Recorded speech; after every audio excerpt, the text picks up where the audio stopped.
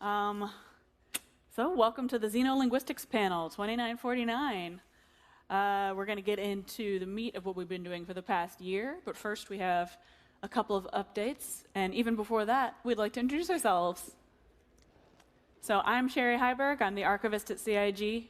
I work on planet stuff. I work with Britain on alien languages, and I organize Confluence. Got all kinds of projects. And Britain? And I'm the Briton. I'm the Xenolinguist here at Star Citizen, and have been involved for actually several years now. Yeah. in working somewhat in the background on all the alien languages.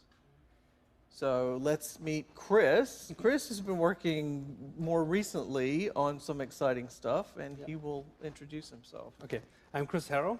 I'm a font designer. I started learning Xi'an 2 years ago at the CitizenCon in Frankfurt. And I think right after it, I started creating a font that can be used easily or more easily or more natively. So I was working like 6 months on the font, and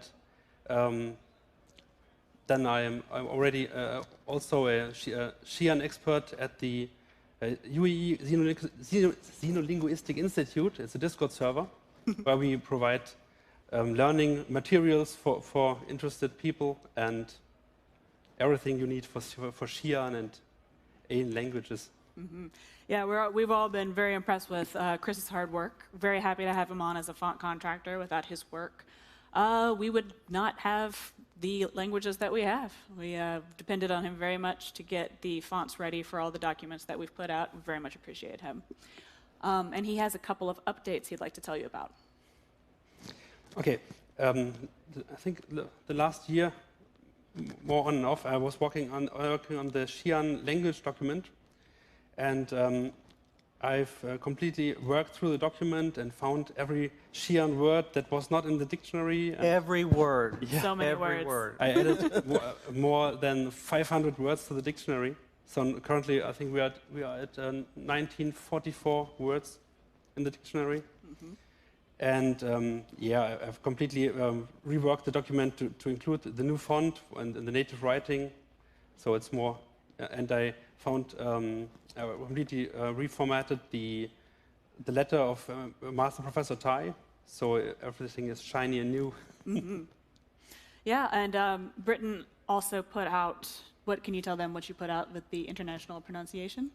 Yeah, so on the screen up here, we had almost from the very beginning out the gate, people wanting to know precisely what the sounds of Xi'an were in IPA, in the International Phonetic Alphabet. So it helps for the people who are super picky about the way things are going to sound. So we've added a few new sections to the document with Chris's help. I hope that everybody will find that information useful. Mm-hmm. Yeah, it should be published right about now. So if you go to the dictionary, the Robert Space Industries website, you should see a new update from the overview of the Xi'an language for diplomats. Oh, Chris, you should tell them about how the Xi'an font that you made works. Yeah, the font is an OpenType font, and it uses contextual substitution. So basically, it's a rule set. When you just type, in this example, Xenolinguistic, you just type X, E, the second E for the long E. Then you type, I've added numbers that are adjacent to letters. They will be converted into the pitch marks. For example, this is the falling pitch in this example is a 2. Then you type SUE for swear. And then you have to type a 0 as a divider, because the rule set allows, for example, the L of len to fit into the second syllable, like swell. But I just want to type swear. So you have to add the divider after swear and then type len. And this is it basically. You have no special characters, no code tables or anything. It's very easy to type. And yeah. I want to comment on this because as the primary user of Chris's font, it changed everything. Mm-hmm. I mean, it makes dealing with Xi'an and typing in Xi'an thousands of times easier than it was 2 years yes. ago. So Sherry's also a primary Yes, I user. use it all the time for various things that we haven't published yet, but trust me when I say it's been an extremely useful tool for people, not only in marketing, but in design. And the best part is the font will be available in the fan kit soon for all of you to use and Yeah. type your own Xi'an text. Yeah. So enjoy. You will enjoy it. Believe Yeah. me, you'll enjoy it. Additionally, let's get into the meat of the presentation. For the past year, we have been working on the Banu language. The Banu language is ready. It should be published on the site also right about now. It is a 200-page document in the voice of people who are working for the Rust Society. Here's what it looks like. And let me tell you about this. Yeah. So this, in a very snarky kind of way, says you can't read this yet, but you will be able to after today if you study really hard. Exactly. So we're going to tell you all about this new language and how it works. So a little bit about the Rust Society before we get into the Banu language. If you're not familiar with them, they're kind of a blue-collar guild/union of haulers and scrappers. Came together a few hundred years ago during one of the Tevarin Wars. They do a lot of trading, a lot of all across the verse, from the Xi'an Empire to the Banu Protectorate to, of course, the UEE. And they put this guide out for their members to help them out in any potential dealings they might have in the Protectorate. And we wrote it in the voice of characters, the voice of people who live in the universe. Tell us about your character, Britton. My character's name is Albion Lacroix, and he's a linguist at Song University on Terra. And he grew up in a family that were of diplomats that interacted primarily with Banu. So he speaks Banu pretty well, Al. He's pretty good at Banu. And my character, Reggie, she used to be a hauler. Now she is a teacher of Banu culture. She indentured herself for a little bit of time when she was, just after getting her equivalency. She just wanted to travel around for a while in between hauling jobs, and she got pretty familiar with Banu culture, and consequently that helped her score a teaching job at Song University on Terra. A little bit safer than hauling. Yes, safer than hauling and definitely safer than indenture. And, Sunda. Sunda is the Banu mentor for Reggie, who taught her all about Banu culture. And yeah, Sunda is about right here because Yeah, it's the mysterious presence that is not here yet with us. mysterious. We can't meet them yet. So, you can't have language without culture, right? Absolutely. I mean, it's where I think you start. It's where I always start anyway. Yeah. So the same with Xi'an. Before we started work on the Banu language, Will and Dave and Adam, the narrative team, and Britt and I, we all got together and we talked. We had a bunch of meetings about ways to flesh out the Banu culture that we hadn't yet fleshed out. One of the wonderful things about working with Britton is that when it's time to get the language together, he pushes us to expand the culture even further than we've already expanded it. So during the creation of this language, we learned even more about the Banu that we hadn't already known yet. Yeah, she's used to my emails that say, "What about this? What about this? And But we're what like, about we that? hadn't thought about that. But what about this?" So if there's no answer when I write, then it has to be figured out. Exactly. Welcome to world building. Yeah. So, some of the Banu keywords that we came up with when trying to decide how the language would be. Colorful. Colorful because Banu love flamboyance, they love shiny things, they love things that are gaudily decorated, but they also have to be useful, which is why we have functional as one of the keywords. Any Banu object that is pretty, you can be absolutely sure that it has a function, because if it doesn't have a function, even if it's pretty, Banu think it's useless. There's no reason to have it. They're very savvy, they're very smart, they're always looking out for themselves, they always want to be sure that they're going to get the best deal in whatever dealings they might be having. But they're also very polite, because one of the key things in getting a good business deal is to be as polite as possible and to be very good at manipulating language in your favor. Yes. Yeah. At the same time, they're also very easygoing when they're not on the clock per se. They play very hard. They love Saddle, for example, one of the fun things that they've adapted from human culture. They love going out drinking. They love partying. So if you run into a Banu out in Banu world and they're not on the clock and you want to party like you've never partied before, just go hang out with them. You'll find something. Yeah, if you need to leave Bar Citizen early, don't hang out with the Banu. No, you will not leave early. So, culture-specific words and phrases. That's pretty much everything we came up with, yeah? Like, almost everything that is in the language is very tied in with the culture. Yeah, I mean, there everyday words for door and whatnot. Everyday words for I door. hope there's a word for door. Yeah. It's nice to have a guideline because it helps you think about how the pieces and parts might fit together and what some of the things that might be emphasized over other things. And I'll talk about that in a little bit coming up. Definitely.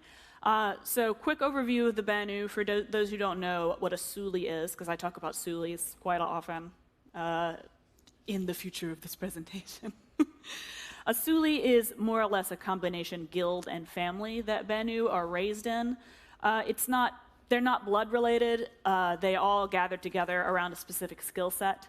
So, like, if you're in a Suli, say, for linguists, or say if Britain was a Banu, Britain would have been purchased on the market for skilled children who show promising skills in linguistics.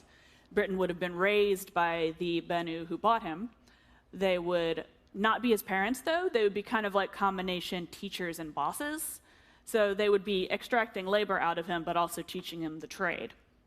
And when Britain finally pays off the debt that he accrued during his purchase, like what happens is when you get indentured, when you are an apprentice who is bought, this debt is on you, and you have to pay it off through your labor to the Suli that purchased you. So once linguist Banu Britain comes of age and pays off his debt, Britain can either choose to stay with the Suli that raised him, Britain can leave if they didn't treat him well, or Britain might have to leave because the Esso Suli, who is the leader of the Suli, may have divested at that point. And we'll get into divestment later.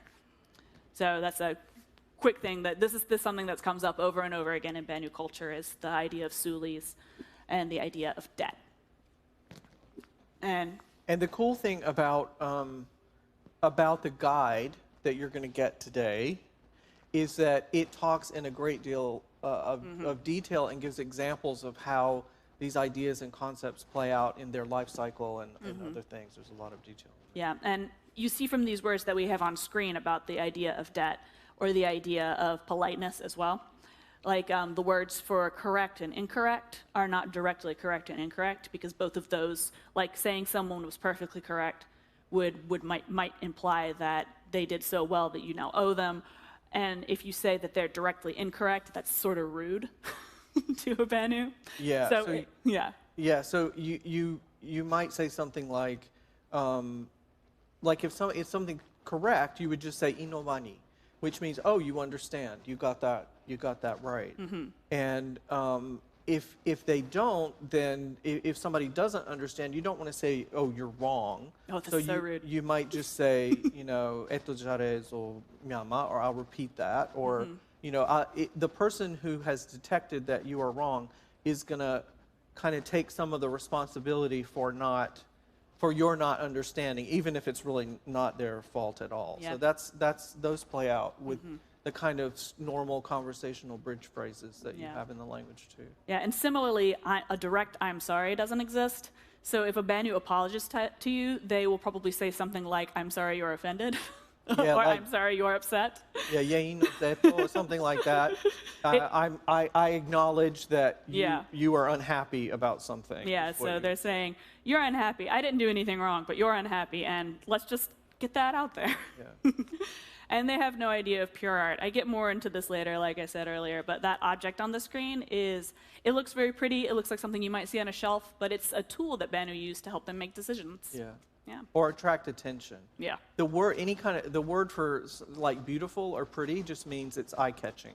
It gets your eye. Yeah. It doesn't necessarily mean that there's some well-defined version of what beautiful is. It just means people pay attention to it. lamba. They look at it. Yeah. Yeah. So scavenging and adapting are some other key cultural things that Banu do. They are known for finding any good tech that they like or any good ideas that they like and just like pulling it whole cloth into Banu culture. It's like they find a good working engine, for example. It's not even just like cultural thing. It's like, oh, this engine is great. Let's just repair it forever until we maybe find something new. Like they won't buy something or they won't use something just because it's new. They will use something new if it's better, but otherwise they're just going to keep fixing the same thing as long as they possibly can. And this symbol up here, real quick, is, you might have seen it on the website in the ship pages maybe. It is a stamp. It means made by Banu. It doesn't stand for any corporation because, like I said earlier, they don't have corporations. They don't have inheritance. They don't have any like big business or anything. They have a bunch of small guilds. But they all agree that they are Banu, and Banu made this. Yeah. It means Embe Banu. It just means the manufacturing of this thing was by Banu. Yeah, and they want you to think that because it was by Banu, it's way better than anything else. They also have a different time scale. That played pretty hard into the creation of the language. There's no central clock because they're not really they're not a centrally organized socio-political system. So they all have personal clocks that count down to their divestment. Their divestment is kind of a combination blowout, retirement party, and living wake. Once they get old enough, they will give away the wealth that they accrued during their lifetime to the members of their Suli, and then they'll take a share for themselves and kind of go away and leave their Suli behind. And this is another way for Banu to avoid debt, because as a Banu gets older, they might start slowing down, they might start bringing the productivity of the Suli down. So they get rid of stuff that they can get rid of, they take their stuff and they leave, and no one owes each other anything, and no one is beholden to anyone, and the Banu that divested can go spend the rest of their days betting on races if they so choose, or whatever. Whatever they want to do. Yeah. So some Banu will set contracts by their divestment clock, so you need to be aware if you're entering into a really long-term contract with a Banu, when's your divestment clock running out? Because maybe they might not tell you, just depending on what's beneficial to them at the time. They're calculating. They're calculating, yeah. But yeah, so this will be something that you run into, and it can be a little bit confusing for humans, but again, because they're Banu, they're happy to help you out if you ask them questions. But you do have to remember to ask them questions. So Banu physiology also played a big role in the creation of the language because they don't have any gender.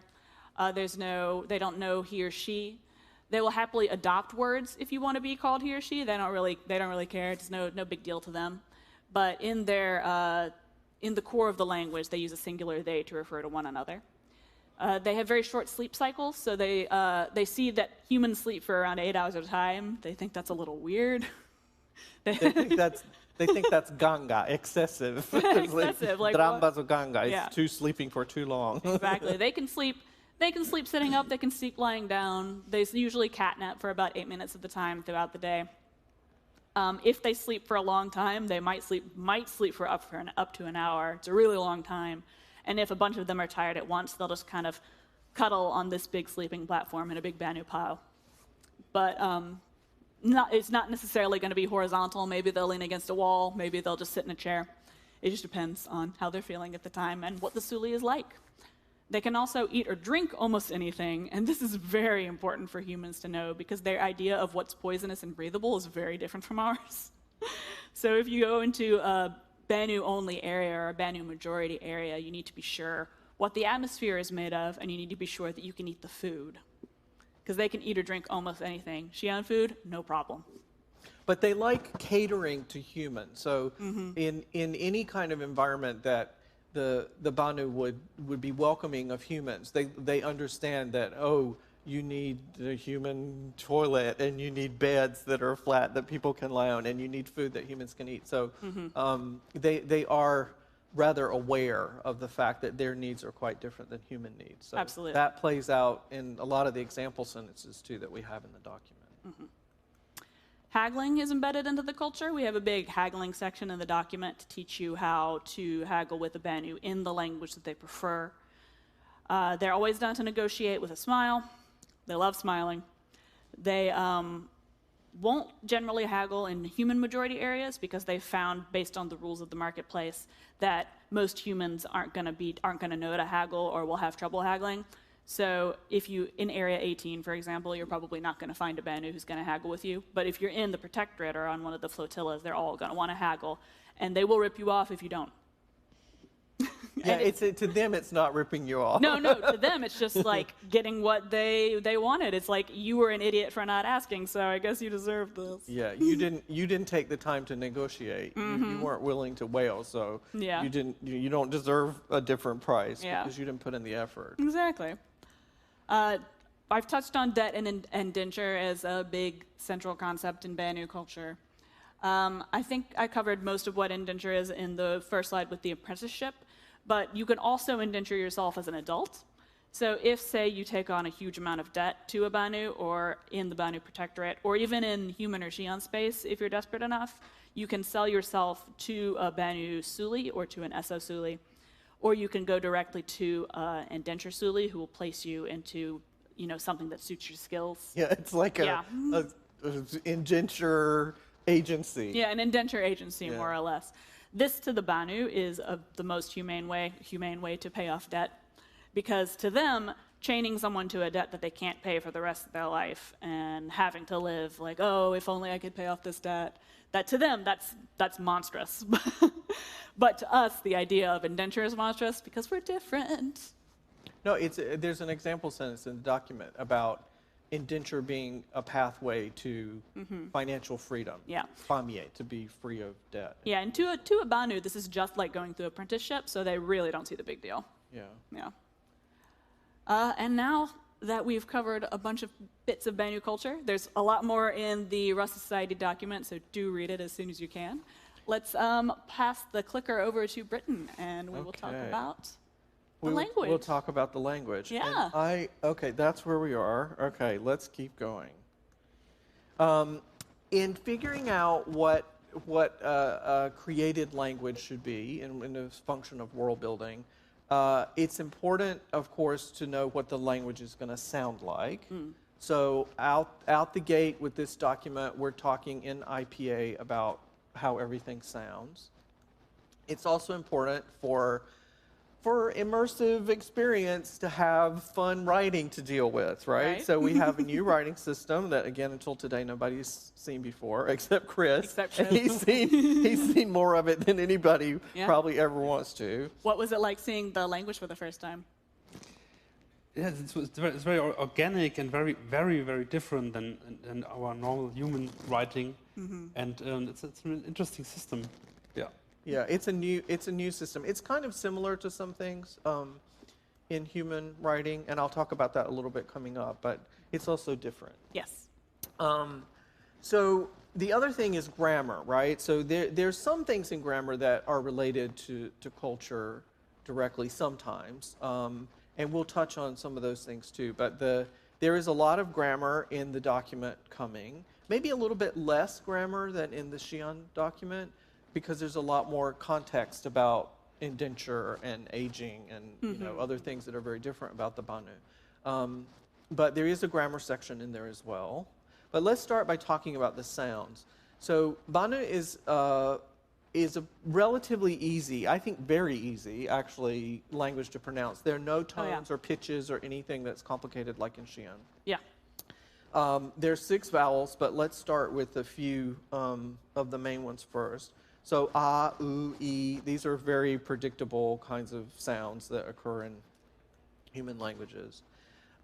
Most syllables are consonant vowel, so da, do, di. It's very, the SRB, the standard romanized Banu, is quite easy to read, I think. Oh, absolutely. But what's a little bit different about it, and certainly very different from Xi'an, is that there are lots of consonant clusters, double consonant, and then a vowel sound. So we get nda, nda is a normal to them, just like a regular consonant. Nda is not any different than ka or pa or ta to them. It's just nda. It's one. They think of it as one sound. So we get nda. And if we add ndu and ndi, then it's just all nda, ndu, ndi. But if this were run together as one word, if there were a word, ndandundi, then it would be stressed on the first syllable. And I know that because the language has what is referred to as a vowel sonority hierarchy. This means that in context, some vowels are always treated as stronger and more important than the other ones. And the vowels go in order. I, that's technically a diphthong if you know about language, but I, a, u, e, o. And an I is always going to be the strongest sound in a word. If a word has an I sound in it, that's going to be the strongest, whether it comes at the beginning or the end or in the middle. If it has an A, then A is going to be stressed less than I would be. And way down at the other end is O. And O is the weakest sound in the Banu language. So certain languages tend to have weak sounds. So for example, an E sound in French, and just an E, what we normally see is E, like in the word je for I, for me, that drops out a lot. So in Banu, the O drops out a lot, like all the time. And let me show you an example of that. Again, it's way down at the end of the hierarchy, so it's always going to be weak. So who's seen this word spelled before, Suli? Yeah, Sulis. Okay. So the way Sherry just pronounced this is very close to the way the Banu pronounce it. And if we think about the hierarchy, then we know that O is going to be very, very weak. So to the Banu, this is 3 syllables, so, u, and li. But O is super weak. It's the weakest it could possibly be. So when they pronounce it in everyday speech, it just comes out as suli. So the O is so quiet that you basically don't hear it. It sounds kind of like just suli. But it's technically 3 syllables in the Banu language. So Just one quiet syllable. yes, one of them's just really quiet. So let's do a test here. So based on the sonority hierarchy of the vowels, who has a guess how you would pronounce this word? Okay, here in the front. Kida, exactly. Perfect. And that's because an A is always going to be stronger than an I, unless they've marked it with like the equivalent of an accent mark or something like that. And that happens when they borrow foreign words, human words or Xi'an words. Sometimes they put irregular stress, but that's because they don't see it as a native Banu word yet. Eventually, everything turns into a native Banu word. Everything is Banu eventually. Yeah. But the writing can be quite exotic. You might see these and think, oh, that's 6 different languages, but it's not. It's just different fonts. So in the same way that we write things in different typefaces for various reasons, they do too. Normally to get attention, for better marketing, to make more money. So they care about it for kind of maybe different reasons than we do. But everything is still a standard syllable, no matter how exotic it looks. And I'm going to step you through pretty quickly how the basics of the system work. So here we have all the syllables using B as a consonant as an example. So we get bai, ba, bu, bi, be, bo. And I don't mean to say in the pronunciation rules that, that an E sound is never strong. If you had a word, there isn't one that I know of, but if you had a word, bebo, it would be pronounced bebo, because be is stronger than O.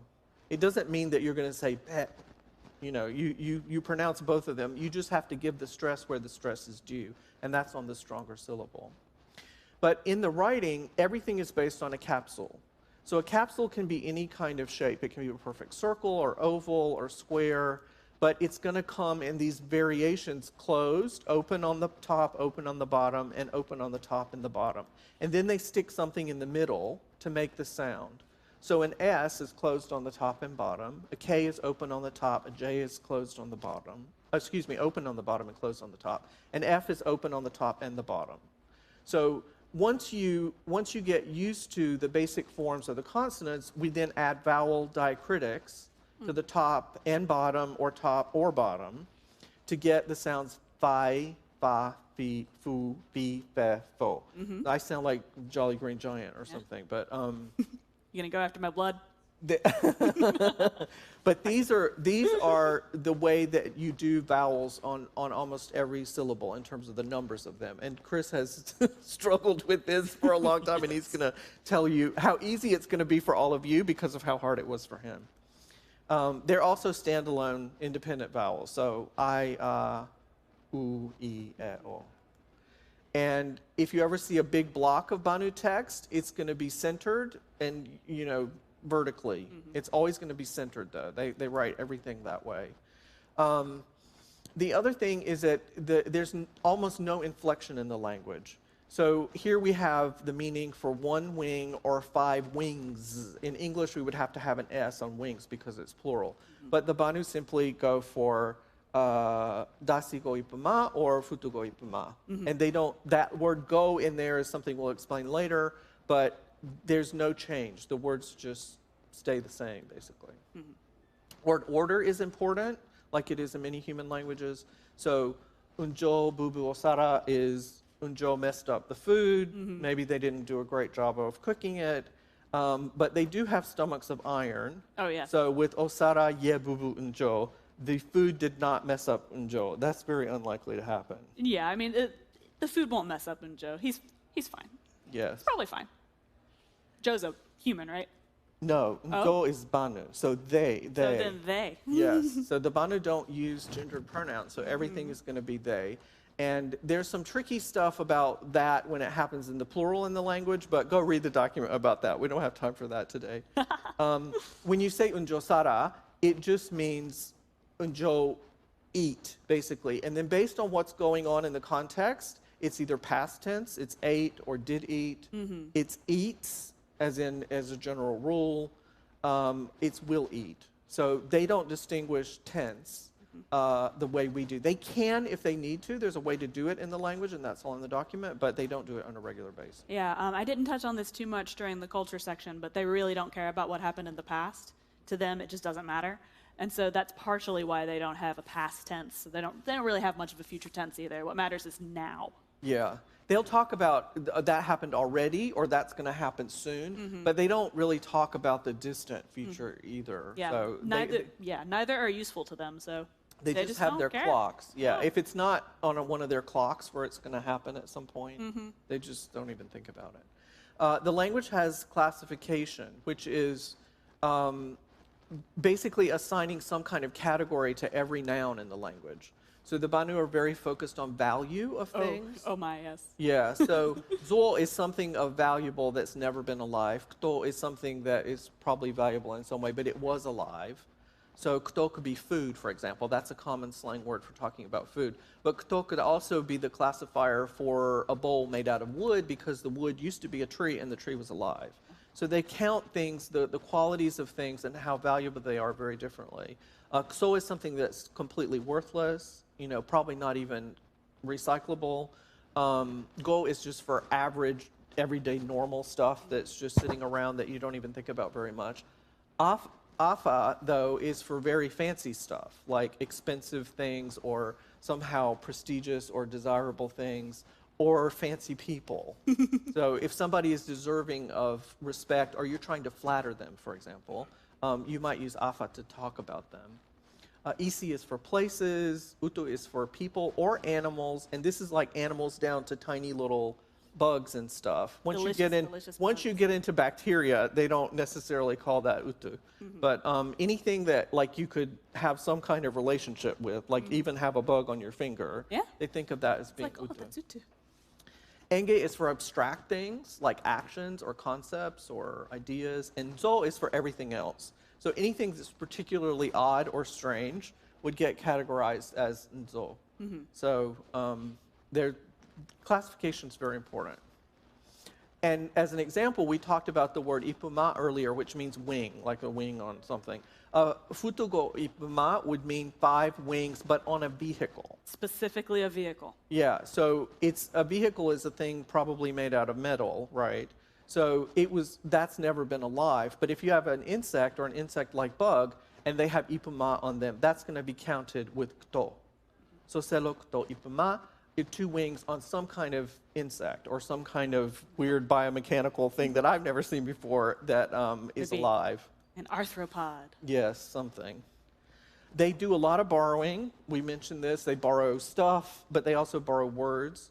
So they've borrowed the word tech, for example, the idea of just generic tech from humans as teko. They loved the way it sounded.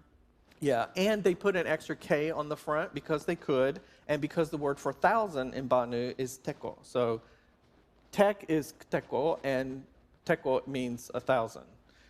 With the word sano, it comes from Xi'an, san. So that means san is basically, flight or travel, and they were really into the Gravlev technology. Oh, yeah. The Xi'an are pioneers in Gravlev technology. So when the Banu stole that or borrowed it, it's a more polite word, Yes. they borrowed the word for talking about it too. So sano means, actually it's a verb that means to travel via Gravlev technology. And even mvaso for the verse got borrowed, but again, funneled into Banu phonology, the way they would tend to pronounce it. There's actually, without the M in front of it, there's no V in the language. There's an F, but there's no V. So to get a V sound, they had to stick an M on it. So that's what they did. And again, they're very casual about everything. As long as it's practical and it works, they love it. So let's give you an example. Would you like to hear Banu? Would you like to hear what Banu sounds like? All right. Okay. Afatseri ubanu sainu ke ea sazotai. Yu. Uto nja tseli tsilai zokatafikida. Ndi chingo. Yosho engenge salai indi satokeke. Oh, ndai elana satokeke. Ifo Cristo. Inombe uchua fiu fufubanu ke ea faina zotutai. Mbesoma o cefaba soyela ektulo enga wakto fochoa ria suganga fainatsutai. Sao etombe uefesisi fabatai so zai and due gongotsutai. And do it gongo tsutai and do it gongo. And due gongotsutai. Ganga kida may be too long. Okay. Nza yajai zonzofo nyuto funvaso yondain dai. So there you go. There's your example of what Your Banu first Banu. sounds like. And next, we're going to talk about the tremendous technical undertaking that it took for all of us to be able to just type A, B, C, D, E, F, G, or MV, or KT, or as it may be, And create on our those keyboards and get the Yeah. result that you've been seeing on the screen. So with great deference and gratitude, I pass the clicker to Chris. Okay, the first step in creation of the font is that Britton sends me his document, where he designed all the forms of the writing and everything, and basically in Banu you have it's like a matrix. You have at the left in the blue in this example, it's not everything, it's just an excerpt. In blue are the consonants, the pure consonant form. But normally, this form is not directly written. It's everything. All that's written is with the diacritics that add the vowels.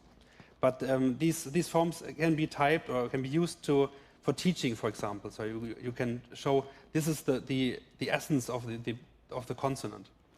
And then you have on the right or the 6 vowels for the I, for the A, and the other to the O, and it's just like a matrix in a table. So on the bottom right, you have zwo, for example. And you can see there are elements that define these diacritics, and elements that define the pure consonant form. And my next step was to import this from the PDF I got, to import this raw forms and find a finite set of elements that I was talking about earlier in Banu, where you define a set of elements that you don't have to do everything manually, but you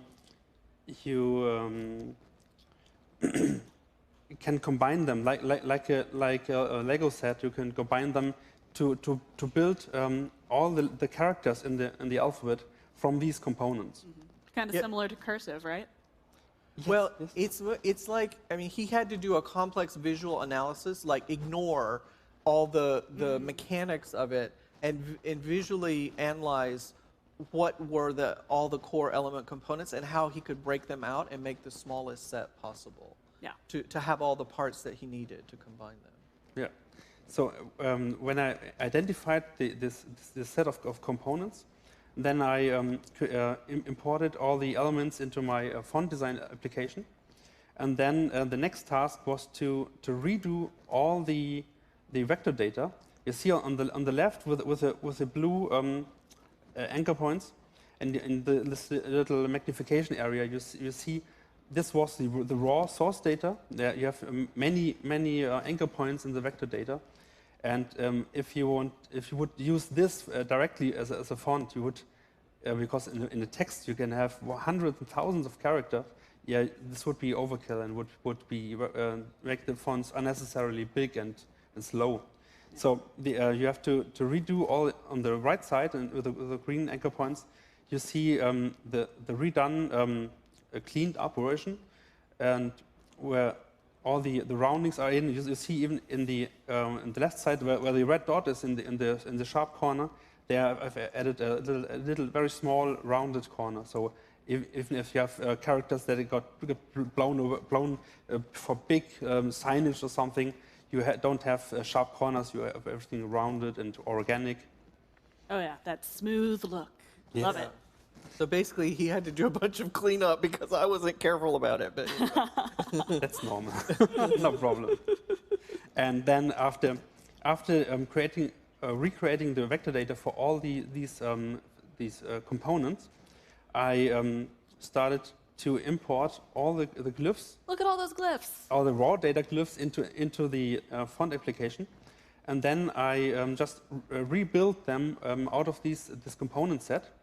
And you see in the next image, you see these are the components assembled to one of the characters we saw earlier.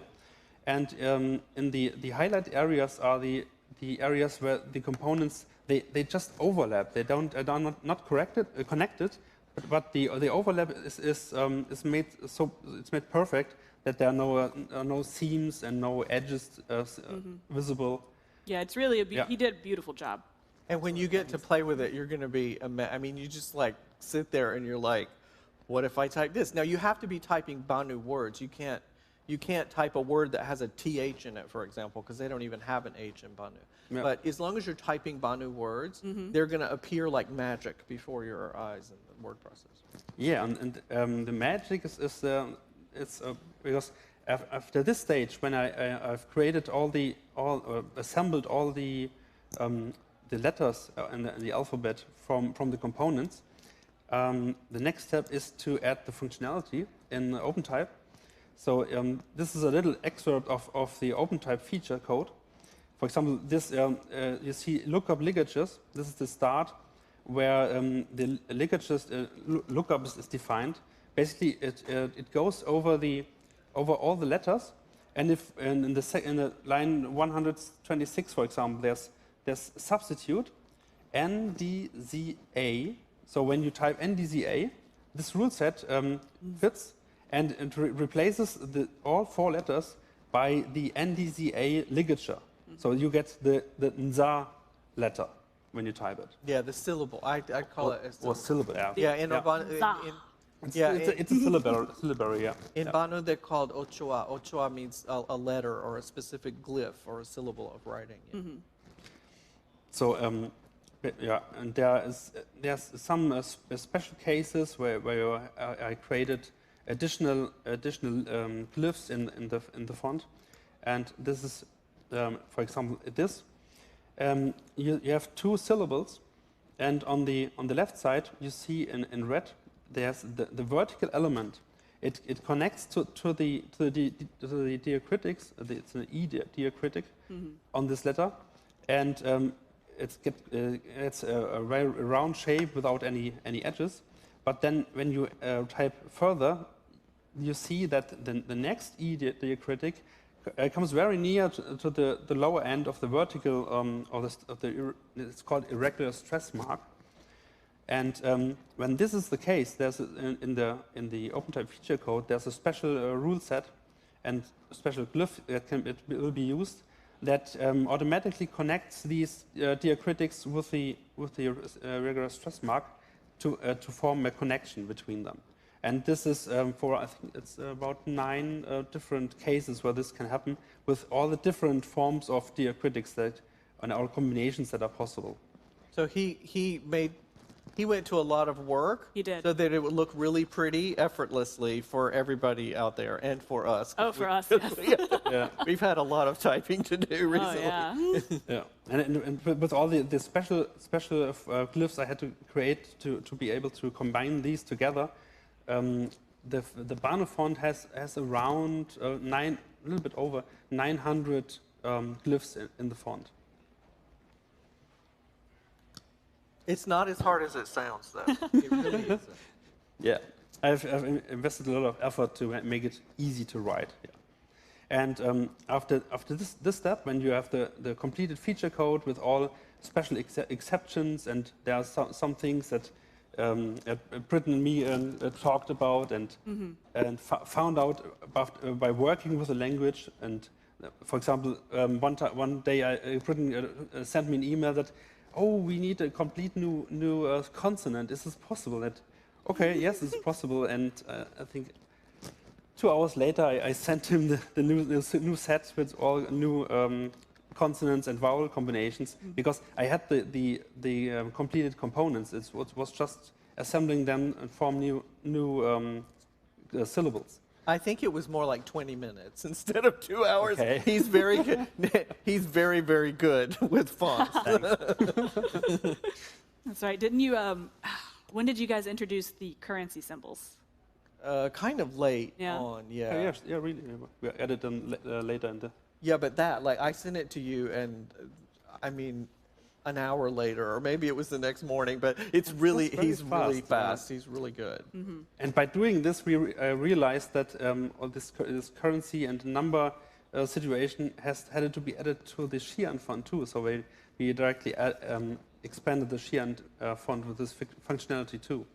Oh yeah, that's right. The creation of the Banu font helped us identify areas that we needed to patch in the Xi'an font. It takes a village. Yeah, it does. Yeah. It does. It takes a village. It takes a lot of real use cases. Yes. Yeah. Yeah. And it helps. Like, and as always, it's just like a real language. It keeps developing and it keeps changing. It keeps adapting to new situations as they arise. Just like the Banu. Yeah. Just like the Banu. Shall we move on and take some questions? Oh yeah. How much time do we have left? We probably have some time. We probably have a little bit of time. I for some think questions. they'll come warn us if we don't have time. Yeah. But we'd be happy to take any questions that someone Skip has. to the next if we slide. have that. Yeah. What do you have? Wait. I'm going to repeat the question for the sake of the rest of the audience. Which human languages were helpful in inspiring the sounds of the Banu language? So, no one or two languages specifically, but I would say the vowels are just kind of pan-European. You know, I like the Italian word die, so the I sound and the kind of, you know, that came from that. But the initial nasals, like the M and the N coming before the consonants, those are common in African languages. The sonority hierarchy, I think, might be like just alien. Is that pure Britain? I don't know. I mean, I would love if somebody knows a human language that has a vowel sonority hierarchy rule like that. I really want to talk to you because I couldn't find one. So that might be the only thing that's uniquely alien about the way the language works. Yeah, they came from kind of all over the place. I mean, the vowels are pretty generic. Because we don't have consonants at the end, I thought we needed at least 6 vowels, but I also didn't want to make it complicated and put vowels in there that aren't broadly, easily pronounceable by lots of different cultures, human cultures. Right, yeah. So- One of the challenges of making a truly alien language is that you do have to consider human limitations in speaking it, because we want human actors to be able to say it, for example, not only the fans, but like we do have to use our mouth parts to make the language happen. Yeah. I mean, when I fantasize about other languages in the verse, Oh yes. I think about some really kind of exotic stuff, but you know, this needs to be very approachable, and it also works with the Banu culture because they just adapt to everything. So it makes you think that it could very easily happen that anything that's not convenient for them as rampant traders, you know, having to interact with other people, it would just drop off. And their lifespan is very short compared to ours. So a Right. generation is very short, so the language can change very rapidly, actually. Any more questions? Yes, over here. Ooh, helpful microphone friend. Thank you. Yeah, I've got two. One of them's about culture and the other one's about the written language. All right. In regards to the culture, I noticed you had 3 words for value. One which is inanimate, one that was organic, and one that is extreme value. So is it in Banu culture that there is a separation between non-organic and organic, but when it gets to a certain level, they just become like really valuable, and so there's no differentiation? And in regards to the written language, to write it out, like in Chinese, how you have to go from top and left to write out the symbols, is there a similar thing in the Banu language? Right. Okay. Yeah. The AFA thing is correct. That's a good observation. Yeah, once anything gets to this level of just being especially important, again, it could be for value, but it could also be for a role in society or something like that. Actually, when I addressed Sherry in the dialogue, I called her Afatseri, and that means that I'm being respectful to her because because I do respect her, but also it's just a nice way to show that you're showing normal respect to somebody. All right. And like, if a Banu is trying to sell you something, they might call everything that they have AFA in a way to like subtly imply. Yeah, that they it's might super call their great. own stuff AFA too, Yeah. to try to trick you into haggling less, maybe. Yeah. I mean, that can change. In the same example with wing, ipuma, being either this kind of wing or that kind of wing, things can shift too, and they can, to be really disrespectful, they wouldn't do it to your face, I wouldn't think, but behind No. somebody's back, they might call something so, which means, oh, that worthless piece of blank, talking about a thing that normally doesn't have so on it. So that can happen too, again, in playing with the language. And about the written language, it's written left to right, and a kind of normal, as we would think about it in English or European language order, but it's always centered. And the punctuation is a little bit different and funky. They have... Oh, right. You can see an example of the punctuation here in this slide. It's punctuated at both the beginning and the end. Yeah, so that circle, the half circle and the circle says we're starting a sentence here, and then the one at the end is that we're ending it here. And you'll get unusual things like what we would think of as an entire question in English, for example, will be a statement with a little tiny part in it that's a question. So they put the question marks just around the little tiny part that's a question. Right. So you'll find, you do have to learn some, not typical Englishy, European-y, Asian-y kinds of things to get the punctuation right in typing Banu. Right. Was that a challenge to code, the punctuation at the beginning and end? Yes, partly, because we use like in Spanish, we use at the beginning for the exclamation mark the upside down exclamation mark, and at the end the normal exclamation mark, and the same for the question mark. But I think the biggest challenge was to have the dot at the beginning and the dot at the end, because it's the same character you typed. It cannot differentiate directly, but I had to do this via rule sets. So there are special cases when you have start one sentence and stop it and start a new sentence, so that everything gets formatted right. Yeah. Yeah. Yeah, and then the decimal point is different again. Ah, yeah, The right. decimal point is not the same as these periods for sentences. Yeah. And the numerals for numbers are very fun for people who like Yeah. math. Do we have any other questions? Hi. Yeah. Yeah, I was just wondering if the Banu language has any contractions or slang. Oh, so many. So it's almost nothing yeah. but contractions. Yeah, it's almost all contractions. And there are two different ways to speak Banu. There's Zopamba, which is like really carefully enunciating everything and saying every word separately. And then there's Zoyilo. And Zoyilo means just contracted, like everything runs together. So earlier, we were speaking primarily Zoyilo, meaning just the way Banu would to each other. So that was all contractions.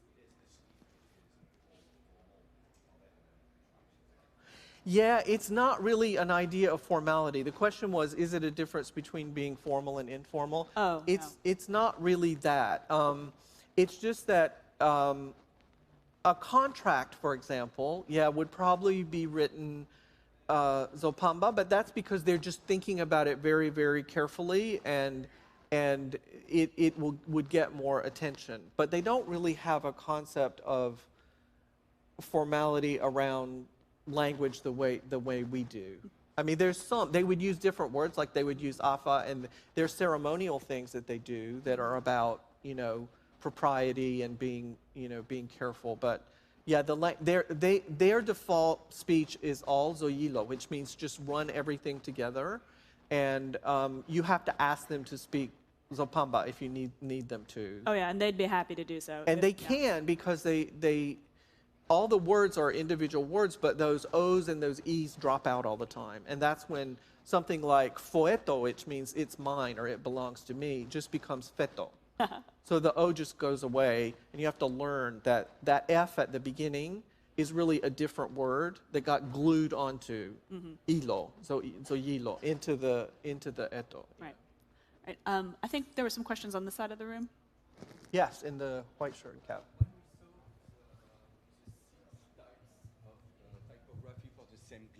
Can you speak? Yeah, I'm sorry, I can't hear. Sorry.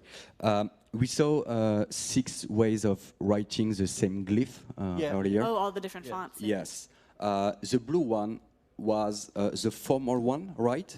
Or does that mean this is the pure essence of the typo, and then it is written a different way by I don't know, users of the language that are maybe different in the way they are writing. So does that mean this is the same glyph written in different typos? Yes, it's just a stylistic. It's not a question of formal or informal way of writing it. No, it's their idea of changing a style on something is just to attract attention to it.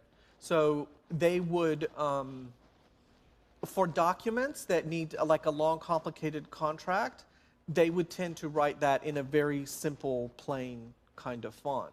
But if they are trying to sell a new invention that they have borrowed from the Xi'an or something like that, they might put a really fancy font on it just so you would pay attention to their advertising. Yeah, or one they made themselves, just, hey, look at this. This is great. The font that Chris has built, the original easy to read, the one that I designed that's going to be released today, right? Yes. Is the font itself will be up soon in the fan kit, but the Rust Society document is up right now. Yeah, so you can go learn how to read it today. But that font is designed to be legible, even at small type sizes. Some of these things that I showed you earlier, where it looks like horns sticking out and all that other stuff, that would be more for like big advertising on a poster or something. Absolutely.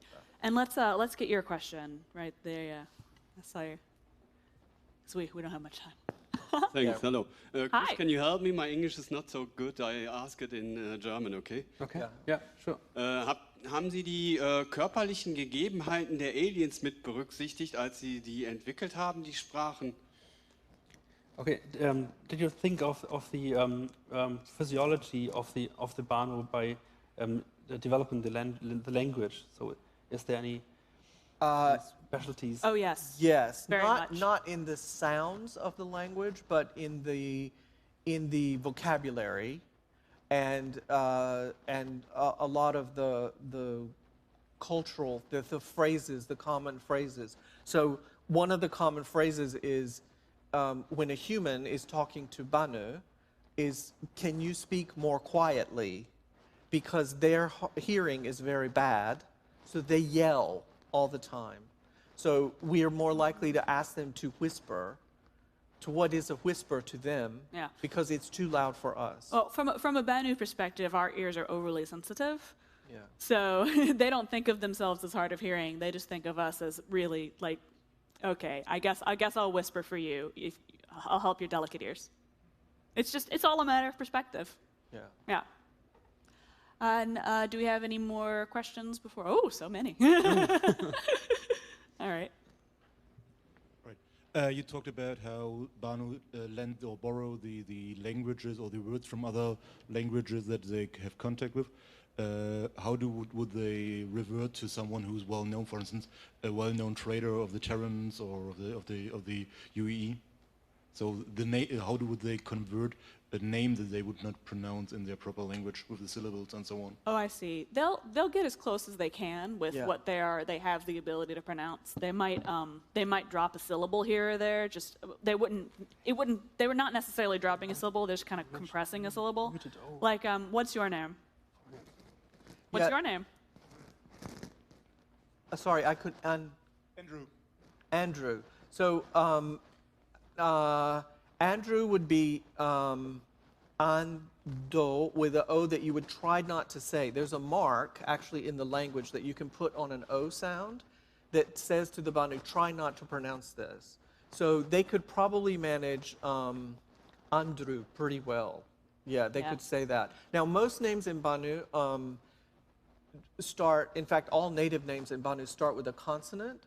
So a name starting with a vowel is kind of unusual to them because all the nouns in the language start with vowels. So there's an explanation in the document about what happens when you have a name like Henry, which they would call Enri or Yenri. You know, they do make some changes, but there's some hints in the document about what you would do to make your name work in Banu. Yes. Yes, absolutely.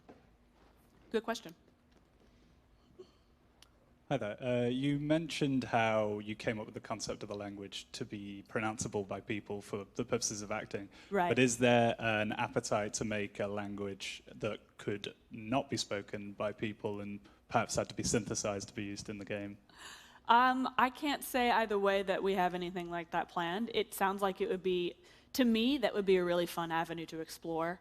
There are some ideas that we've passed around in among the narrative team that, again, I cannot get into, but oh, man. I mean, as an idea, I have an appetite for it. But Yeah, definitely have an appetite for it. We'll see how that plays out in Yeah. the future. And then the other question I had was, the glyphs are quite complex. Is there a sort of shorthand, handwritten version of the language that the There- public can Oh, write yes. more quickly? Yeah, nothing is published yet, and I wouldn't say that it's absolutely completely fleshed out yet. But in the early stages of prototyping what Banu might be as a written language, I did come up with a shorthand, but it is considerably harder to read than what you see up there Yeah, because of what they do to get a cursive simplified writing Yeah, out of that. So for the time being, the closest thing to writing will be, you saw it in some of the font looking things up there where it's just, the strokes are not so straight and formal, but there is a way to have pretty handwriting in Banu already in a couple of the examples in the document. Yeah. And just to emphasize, Banu as a language is very forgiving. As long as you get an approximation of the shapes that are in it, it doesn't have to be that perfect curve. It doesn't have to be that perfect balance. This is very much the Times New Roman to any English handwriting. Yeah. This is, you don't need to worry about getting this precisely right.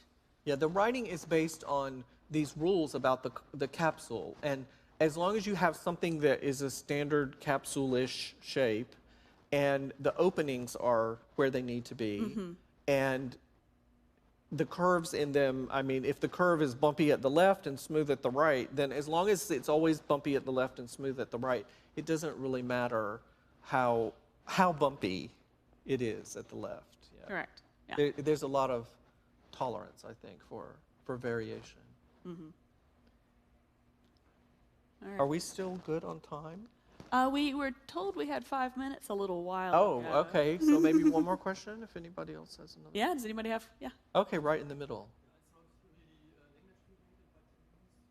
I'm sorry, I can't hear you. Can Yeah, someone... if you could just speak louder. If you No, don't have someone- a mic. Perfect.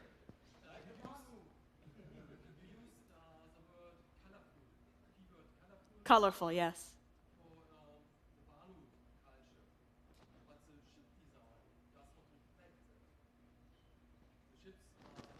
Mm-hmm. Mm-hmm. Well, they like colorful, they like shiny things, but that doesn't necessarily mean everything is going to be like that. It's like human culture is very many and varied. We tend to like fashionable things, we tend to like nice things, but not all of us do, basically. Yeah, and they I mean, again, this is my assumption, so I invite you, Afaseri, to correct me if I'm wrong. But they want their customer to be happy too, right? They do, yes. So it would not be unusual for them to adapt something, not necessarily to their own personal cultural taste, in the hopes that it would make, non-Banu happy about something. Right.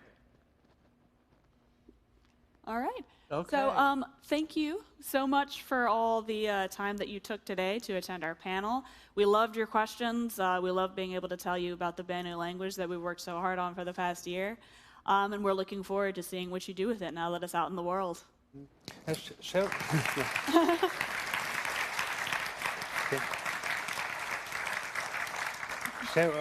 sorry, and one thing I wanted to add. Currently in Spectrum, we have the Washam, the Xi'an chat room. Uh-huh. Oh, we do. I hope that, I think there will be added a That's Banu right. chat room. We added a Banu chat room today, this morning. So if you want to go talk in Banu, you can do it right now. Yeah. Yeah. All right. Thank you. Thank you.